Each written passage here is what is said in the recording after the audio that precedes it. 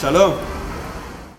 If you're planning to explore the bustling financial capital of Israel, this is the video for you. At the end of the video, we'll discover how much does it cost to enjoy Tel Aviv. Welcome to LexGo. My name is Lex and I'm passionate about traveling. That's why I want to make traveling easier and more convenient for everyone. If you're new to the channel, consider subscribing. Tel Aviv is a very unique city. Compared to its neighbors, it's bold and liberal. This financial capital is relatively young, yet it's a place filled with history. For a visitor like me, it's hard to forget the distinct vibe only Tel Aviv can offer. The Ben Gurion Airport is a gateway to Tel Aviv. One needs a lot of patience to go past the immigration, as the queue can be very long, just like what I experienced.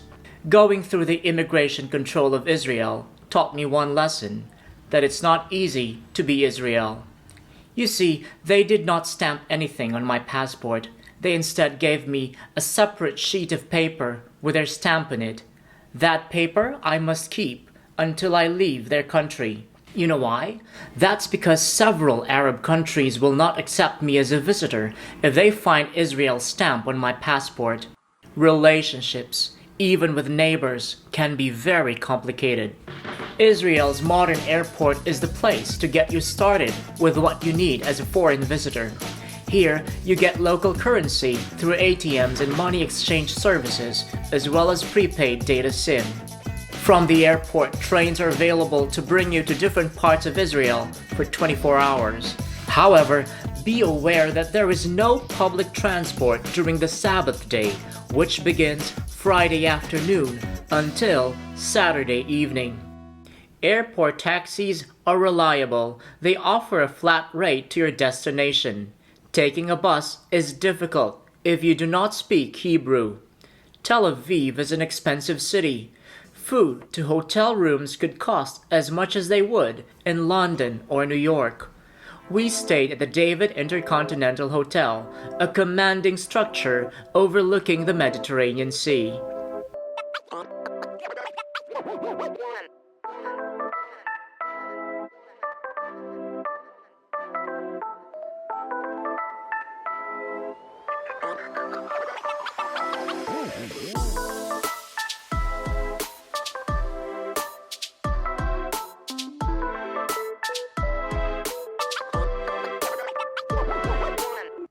But one can find a comfortable bed in the city even with a tight budget.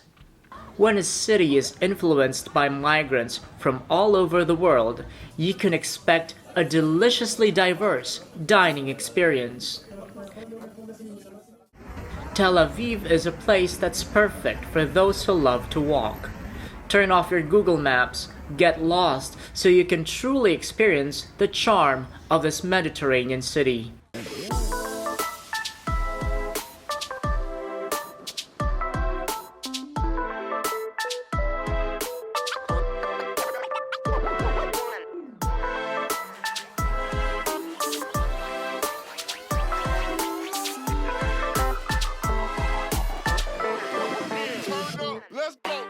There are 4 places that struck me as completely remarkable in my walk around Tel Aviv.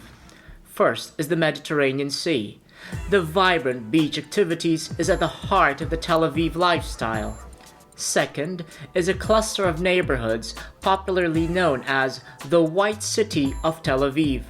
It's composed of thousands of buildings built in a unique kind of architecture referred to as Bauhaus. These clusters of structures are considered World Heritage as a model of urban planning in the early 20th century. One of the best ways to truly discover a city is through its market, and the Carmel Market was one destination that made me appreciate Tel Aviv. From its sights, sounds, and snacks, this colorful market is enough reason for me to fall in love with the city. And finally, the Old Jaffa Port is one of those places you should not miss when in Tel Aviv. In Hebrew, it is pronounced as Yafo. The port was named after the biblical figure Japhet, one of the sons of Noah, who founded the city after the Great Flood. It was an ancient prize, conquered and reconquered by many kings and pharaohs, and for me was a place of an unforgettable day. Tel Aviv is an ideal city that you can use as a base point to explore the other gems of Israel, such as Jerusalem and the Red Sea.